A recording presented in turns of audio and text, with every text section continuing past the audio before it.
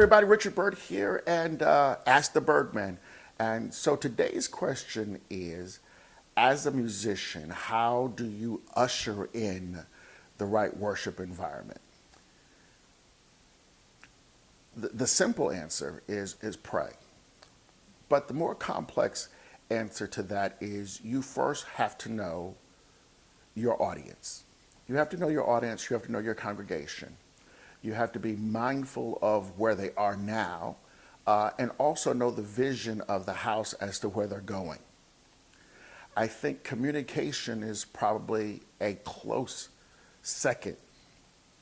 If I'm communicating well with the pastor of the church, then I have a clear understanding of what their goals are in the church, and that's how you usher.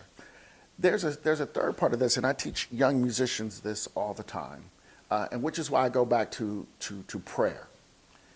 You have to be full, or you have to know where your well is. So what I mean by that is, in my life between Monday and Saturday, I spend a lot of time in prayer, in the scriptures, in trying to hear from God. That is so that if I get to church and it's a dry place, I have a well that I can go and dig.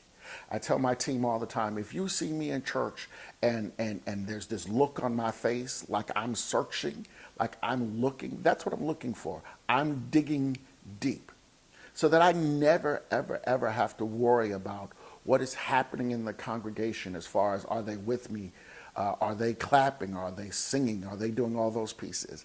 I have my own connection to my own source, and if need be, I will bring the anointing with me. I will bring the flow of the service.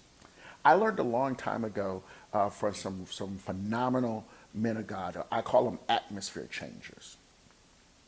These are the people that when they walk in the room, or when they get on the stage, or when they get on the pulpit, no matter what is going on, they shift the atmosphere.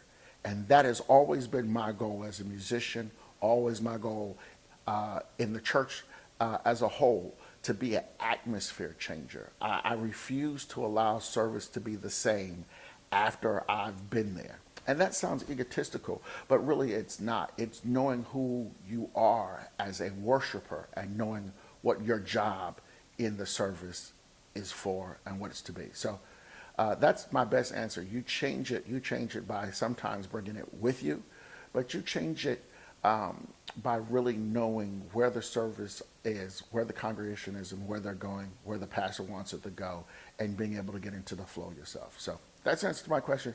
All right, peace.